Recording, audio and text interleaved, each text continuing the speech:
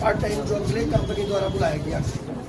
और मैडम ये वहाँ 1 महीने जॉब की तो एचआर ने कंपनी में एक मशीन में इसे बोला कि जरा इसकी सफाई कर दे। इसका हाथ कट गया मैडम, और हाथ कटने के बाद इसको भी हम बिल्कुल क्लीन करेंगे और आपको मुआवजा भी देंगे मैडम।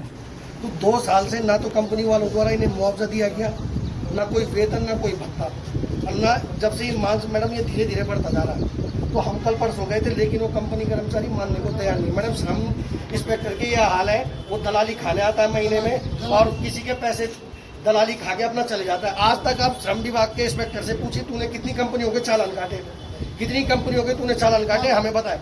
वो वसूली के लिए आता है मैडम, हम उसे फोन करते हैं, वो फोन उठाने को रांगड़ तैयार नहीं है। मैं आपको साफ बताऊं, हम तीनों पार्षद हैं उसी क्षेत्र के, ये स्थिति उसने श्रम विभाग की कर रही है। ये बच्चा काम करने के दौरान नाबालिग था मैडम, 17 साल का था उस टाइम पे। तो क्या कैसे तो कंपनी ने चेकिंग नहीं चलाते, चेकिंग अभियान नहीं होता क्या उन फैक्ट्रियों में? कोई होता ही नहीं, नाबालिग बच्चा था। कर रहा है नाबालिग, इतने नाबालिग काम कर रहे हैं मैडम, लेकिन वो अपनी दलाली के अलावा उसे कुछ सूझ ही नहीं रहा है। लेबर इंस्पेक्टर फैक्ट्री मालिक आप मैडम, इससे पहले पीएल स्टील में धमाका हुआ 2 साल पहले, 4 लेबर वहाँ मरी। क्या मुकदमा चल रहा है उसमें, क्या कार्रवाई की इसने लेबर इंस्पेक्टर ने मैडम? ये अपनी दलाली लेता है 5-5 हजार में, 7-7 हजार में। हमारे लोग वहाँ संघर्ष कर रहे हैं, वेतन का कोई मापदंड नहीं है। उस दिन आप आए थे, हमने आपके बोलने धरना खत्म किया था मैडम, लेकिन अब भी वो वेतन बहाली नहीं कर पाए।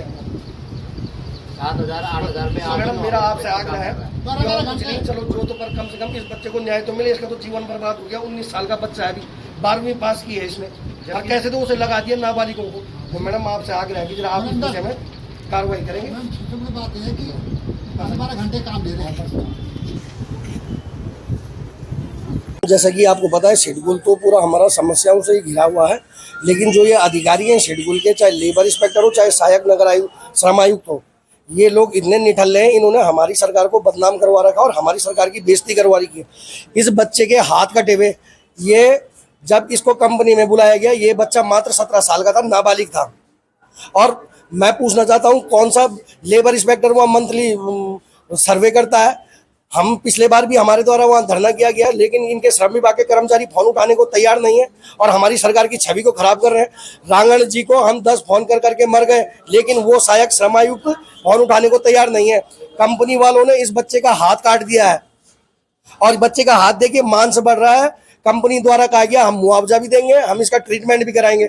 2 साल हो गए हैं, बच्चा ना तो पढ़ पा रहा है, ना कहीं ये अपने जीवन यापन के लिए कहीं से अपने लिए रोजगार की व्यवस्था कर पा रहा है। कोटद्वार श्रम विभाग खाली दलाली का अड्डा बन गया है। कोटद्वार लेबर इंस्पेक्टर, श्रम विभाग, ये लोग दलाली के अड्डे बन गए हैं और इनका कोई काम नहीं है। ये महीनों में कंपनियों में जाते हैं और वहां से पैसा उठा के आते हैं। अभी माननीय तहसीलदार महोदय ने मेरे सामने रांगड़ जी को फोन किया, जब वो तहसीलदार का फोन नहीं उठा रहा तो आम आदमी का फोन कहां से उठाएगा?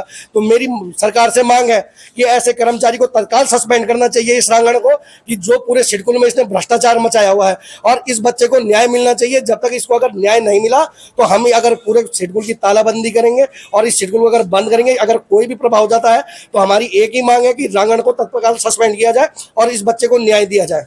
धन्यवाद।